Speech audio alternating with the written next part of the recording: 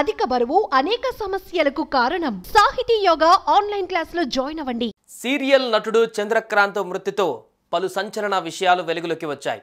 మొన్నటికి మొన్న పవిత్ర జయరాం మృతితో చంద్రకాంత్ డిప్రెషన్లోకి వెళ్ళగా తాజాగా ఆయన ఆత్మహత్య చేసుకుని ప్రాణాలు వదిలారు.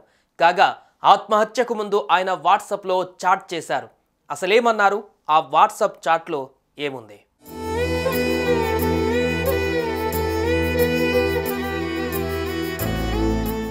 సాఫ్ట్వేర్ ఉద్యోగి అయిన చంద్రకాంత్ నటన మీద ఆసక్తితో జాబ్ వదిలేసి సీరియల్ ఛాన్స్ల కోసం తిరిగాడు. అదృష్టవశాత్తు పలు సీరియల్స్లో విలన్ రోల్స్ ఆయనకు వచ్చిపడ్డాయి. అలానే త్రినయని సీరియల్లోని తిలోత్తమగా నటిస్తున్న పవిత్ర జయరాంకు తమ్ముడి క్యారెక్టర్గా ఎంపిక అయ్యాడు. కానీ కొద్ది కాలం తర్వాత ఆ క్యారెక్టర్ నుంచి ఆయన తప్పుకున్నాడు.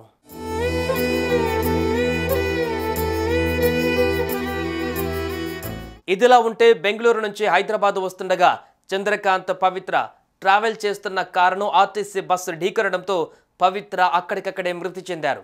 ఈ విషయం తెలిసిన చంద్రకాంత్ గుండె బద్దలయ్యింది. డిప్రెషన్లోకి వెళ్ళిపోయారు. ఇంట్లో ఒంటరిగా ఉన్న సమయంలో పవిత్ర ఇంట్లో ఉరివేసుకొని ఆత్మహత్య చేసుకున్నాడు.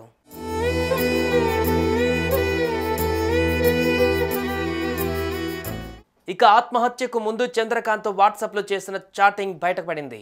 ఆయన తన ఫ్రెండ్తో మాట్లాడారు. ధైర్యంగా ఉండాలని, డిప్రెషన్లోకి వెళ్ళవద్దని చెప్పగా నేను వెళ్ళిపోతాను అంటూ ఆయన రిప్లై ఇచ్చారు.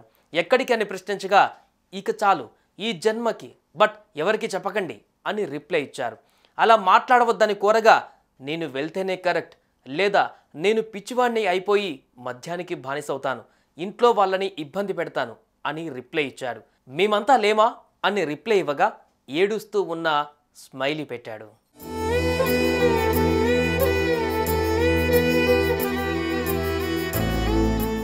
ఈ చాట్ కాస్త ఇప్పుడు అందరి కంటనీరు తెప్పిస్తోంది.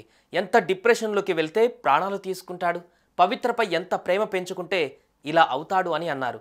మరోవైపు చంద్రకాంత్ మొదటి భార్య, పిల్లలు అతని మృతితో కన్నీరు మున్నీరవుతున్నారు. ఇప్పటికైనా తమతో ఉంటాడు అనుకుంటే శాశ్వతంగా వదిలేసి వెళ్ళిపోయాడంటూ బోరుమంటున్నారు.